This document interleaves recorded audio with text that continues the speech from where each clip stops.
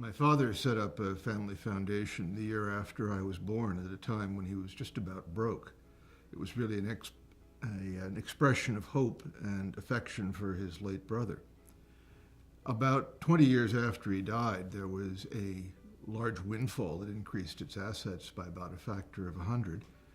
I was in my late 40s and needed to learn how to spell philanthropist.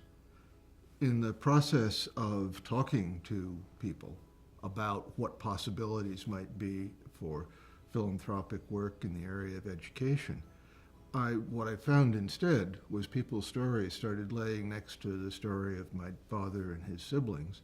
And what I was really about was coming to understand my own roots in a way that was very different from anyone before. In particular, there was one story that he was really fond of telling about how a friend of his got thrown out of class for coming in late, and responded by going to the basement and finding a heating grate in the floor and listening to every word of the rest of the lecture, which my dad would punctuate with a chuckle. It wasn't until I had started having these conversations about how we could put this resources to philanthropic use that the significance of that story began to sink in. The last time he'd told it before he died, my dad mentioned that his friend was African American. The confrontation in the classroom had taken place 5 blocks from here in 1902. And what I began to realize at my gut level at that point, as I looked through the class book and saw 5 African American faces and very few German immigrant names, I realized that my dad had made the magnitude of the transition my dad had made from being an immigrant dairyman's son to being a corporate CEO.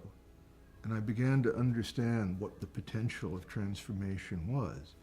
And I also began to understand that my own roots were deeply rooted into the diversity of this country, because my dad and his friend Amos had really helped each other navigate through what for both of them was a very unfamiliar environment and discover the possibilities latent within it.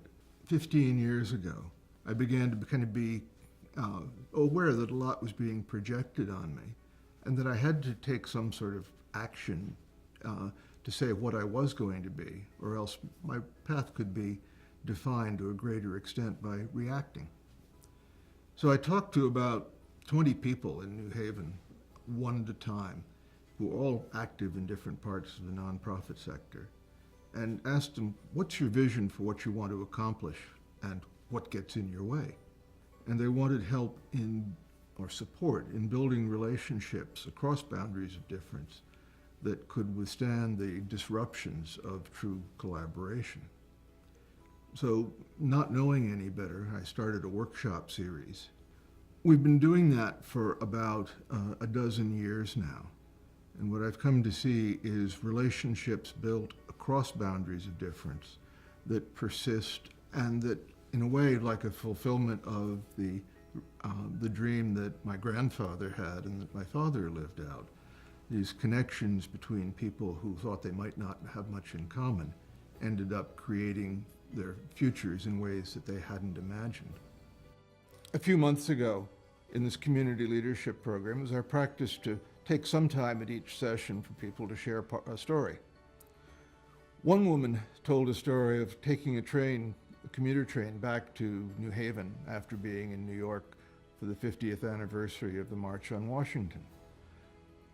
Only one empty seat on the train. It had a briefcase on it. She asked the owner, "May I sit here?" He said, "I don't want your black skin touching mine." And her story began to crystallize our sense that these weren't necessarily just our own particular personal stories. These were the stories of many people in our community.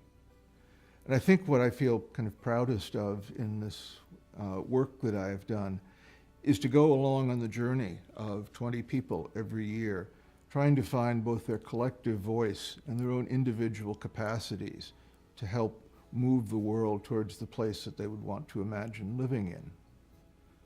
I am Bill Graustein of the William Caspar Graustein Memorial Fund, and I am Family Philanthropy.